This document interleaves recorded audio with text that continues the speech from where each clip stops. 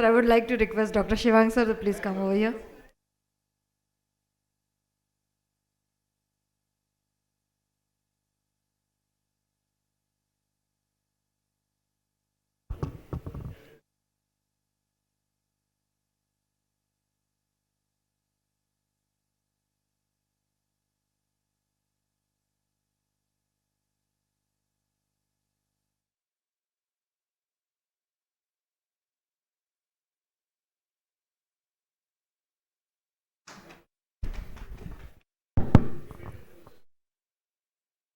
Very good evening. Thank you, GHF.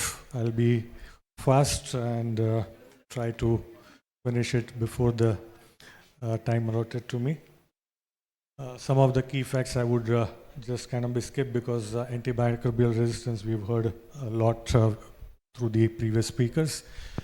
Coming to the ethos of the session, veterinary homeopathy for One Health. So what is One Health? We need to understand. WHO, FAO and other international organizations, they have come out with a concept before 15 years of One Health, because we are living in a world where coexistence matters and human health depends on animal health as well as the good climate, good soil and clean water. So One Health is integrated, unifying approach that aims for sustainably balance and optimize the health of people, animal and the ecosystem. Veterinary homeopathy, some of the experiences my colleagues have, the field veterinarians who have shared with us, so I'll not go into those details. But this is a one small observational study from North Gujarat, Sardar Krishinagar University. What they have done is on 495 animals with the udder affections. One group had treatment protocol based on homeopathy along with allopathic treatment, and the other control group was only on allopathy. And we can see the results were astonishing in the animals that were treated along as an adjuvant with homeopathy. The success rate and the number of days of treatment were reduced, so that saves a lot of kind of the cost for the animal farmer. I would not like to go into the detail, as everybody is able to see. By and large, the results were kind of be more than 90% in adjuvant treatment of homeopathy, whereas you can see the lower part wherein it was the average was total 50% only treated with antibiotics. The spotlight for improving the global health, again, when we are in the era of post-COVID, it makes much of relevant, because the disease burden today, if we see the zoonotic disease, that is kind of be the diseases which are transformed or coming through animals, is rising. And homeopathy is one of the viable, feasible, economical and eco-friendly option available at these are again various national and international research studies which are published in reputed index journals. And I'm just mentioning a reference that beyond animal health, the world is moving towards kind of be agri-economy. One of the predecessor had made a reference of it, and various sorts of exotic animals, pets, small animals, cattle, food producing animals, aquaculture, poultry.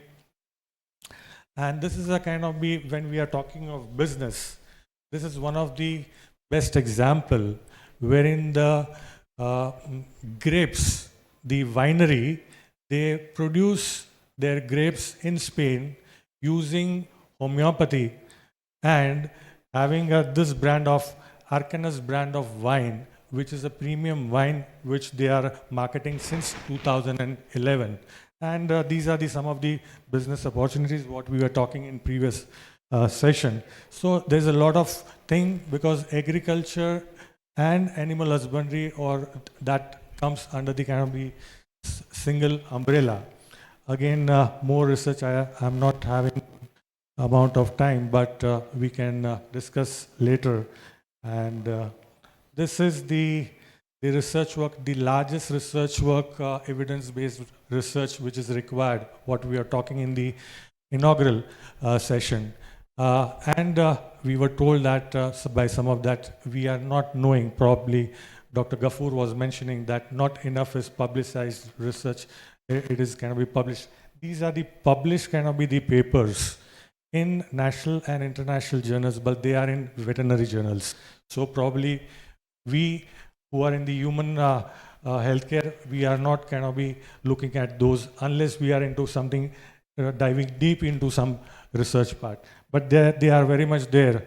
And Government of India, thanks to Dr. Manchanda, who had published the research, fundamental research from India, and 42% of fundamental research in homeopathy was based on these studies which were conducted at IVRI by none other than kind of be Dr. J.P. Varshney, whom we felicitated in the morning, and I was the co-investigator as a homeopath in those projects and the publications. None other than now he's king, but at his duchy farm, he is a great proponent of homeopathy, and he has been using homeopathy for his farm animals for decades together, and he is a vocal advocate of homeopathy for human being as well as for animals. I would not like to say anything because we'll be having privilege of listening to Dr. V. Prakash, who's a distinguished CSIR scientist and a Padma Shri, but these are the kind of his views. He can share, if he has a time, that what veterinary homeopathy can contribute to the nation and the people, and these are some of the international deliberations which were facilitated by Government of India, Ministry of AYUSH, and Dr. Manchanda, who was then DG CCRH. And I had the privilege to share those studies among the international groups. Morning, Mr. Dangaj talked on homeopathy being the greenest system of medicine, so I would not like to dwell upon those aspects once again. And it's a win-win situation for all, for not only for animals, but the environment, our ecosystem, our food, our kind of be the all living beings, whether it is human being or animals, or whether it is aquaculture, poultry, and it can be a growth engine for homeopathic industry if we take this seriously.